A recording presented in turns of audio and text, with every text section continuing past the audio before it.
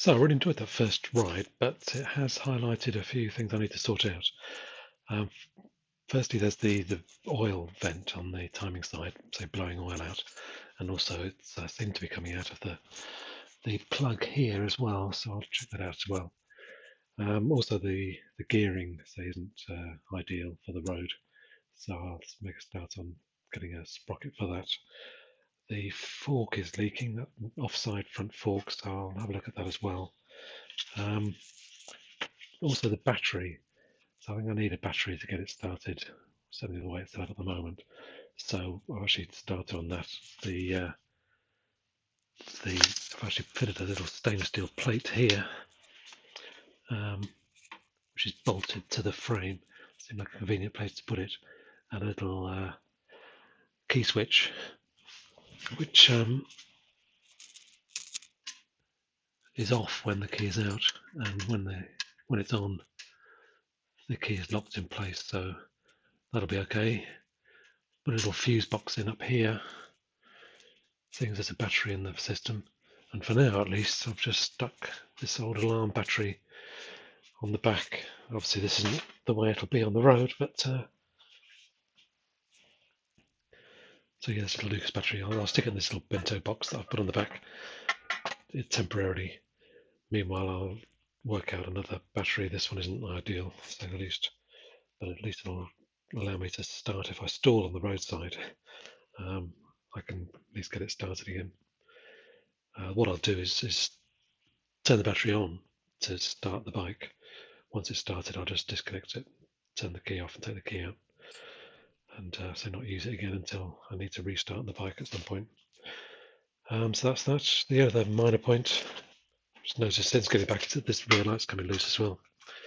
So I need to sort out a better mounting for that because it's sort of gone wonky and it's gone loose as well. So those are things, the odd jobs to do. I'll pick up a few of them in this video and maybe the rest later. So a good opportunity to use my classic bike parts uk.uk plug remover,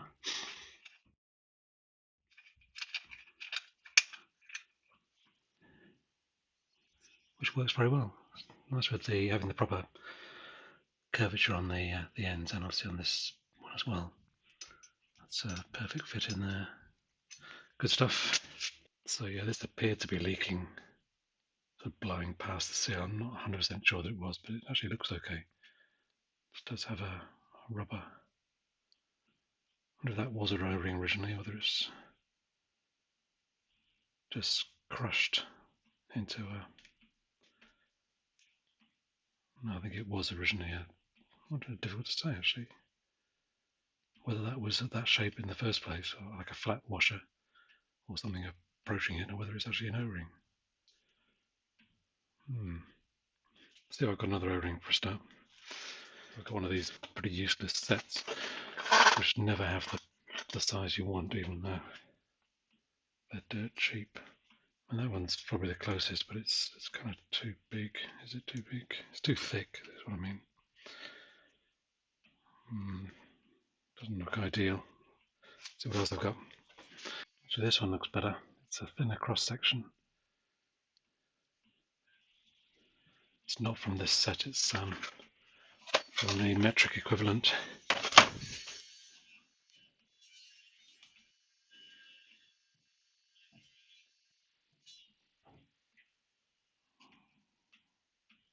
Yeah, that looks reasonably okay. I'll give that one a go, I think.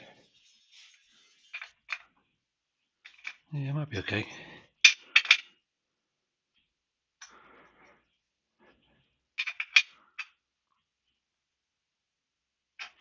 Yeah, I think that'll do. For some reason I'm getting oil on here as well. It's coming from this gasket probably.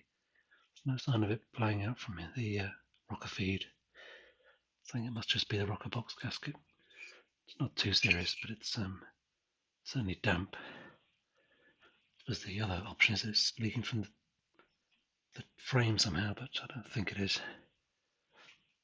Okay, so in terms of this breather on the timing side, I've got a bit of this silicone tubing left, 8mm I think it is. and that fits perfectly. So I've stuck that on the vent, but I'm wondering what to do with the other end. I'm thinking that I might tee it into this breather for the oil tank, which comes off this connector here. I've managed to find one of these little fittings. This is a 4-way, which isn't ideal. I haven't got a 3-way. I might see if I can get one, but I think if I stick that in here, I can just tee this extra vent pipe into it. I'm a bit worried that it's a small diameter, so the back pressure might be too high. I might actually just blow it off the vent. Yeah, but we'll see. It's maybe worth a go. I'm a bit worried as well that the reason this is blowing out of there so strongly is that there's a seal gone on the crankshaft or the gearbox or whatever, camshaft, which might be why there's such a strong puffing and oil coming out of that vent hole. Somebody knows how this should be connected up, whether it should be connected up at all. I'd appreciate that. It could be that it just goes onto the chain, short length of tube going onto the dump its oil onto the chain. Anyway, so any ideas, welcome. I've got this 4-way connector. I'm going to try and turn it into a 3-way by just crushing this one of the 3 tubes. I think if I heat it up with this heat gun, I can maybe just nip it together and effectively sort of weld it shut. Give it a go. I've got a few spares, so I can try it more than once if this doesn't work first time. It's set to 200 degrees, which probably isn't hot enough actually. Give it a go on this. Actually, no, it's starting to melt. You can see it softening.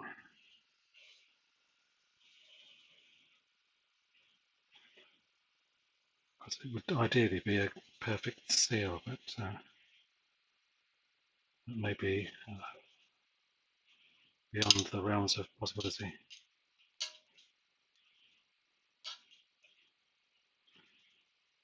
I can smell the plastic now. It's getting pretty hot, it's starting to shrink. Get it warm, give it a quick squeeze. There we go.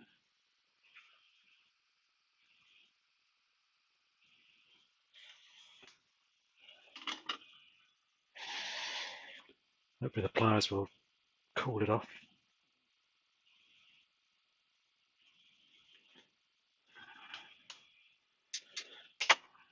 Right.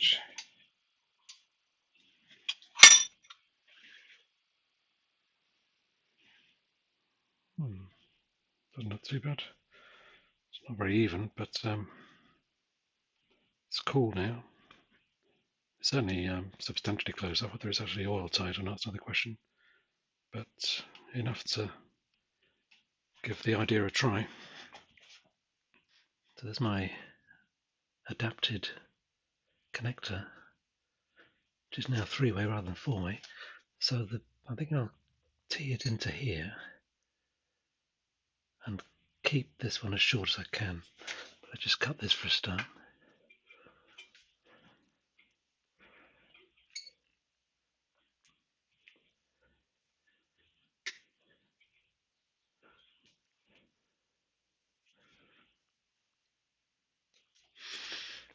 Right. So that can go on there. And back onto here again.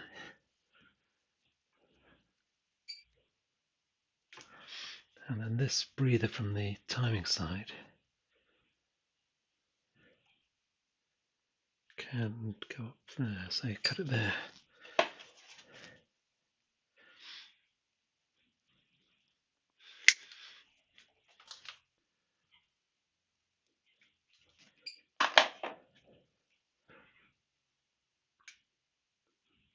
Yeah, so that should do. I think I might just put some zip ties on there just to hold them on slightly more firmly.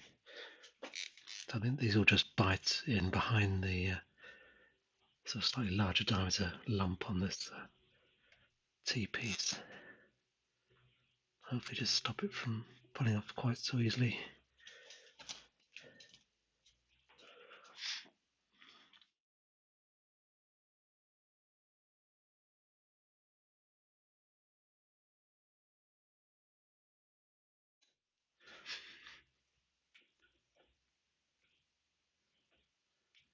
I might just also put a zip tie around that just to hold that, stop it from flopping about quite so much. Maybe put it on the hard plastic.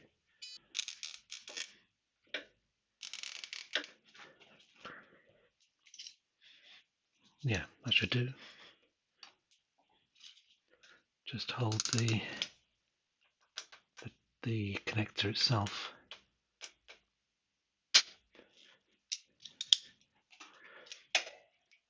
Yeah, that's a bit better. That'll give it a bit of support. That's still pretty loose, isn't it? Suppose I could put a zip tie around there as well. It's not going to do any harm, I don't think. I'll leave it for now. See if it works at all first. Whether it just blows off this vent straight away. So I don't know how well this will come out, but I've just used this paint marker to put a yellow dot on one of the teeth of the sprocket, and counting round one tooth at a time, that is definitely a 17 tooth gearbox sprocket, so that's good to know. So that is the standard fitting, I think, for the SS. I'll check in the manual, but yeah, so at least that gives me a starting point for deciding which sprocket to get for the back wheel.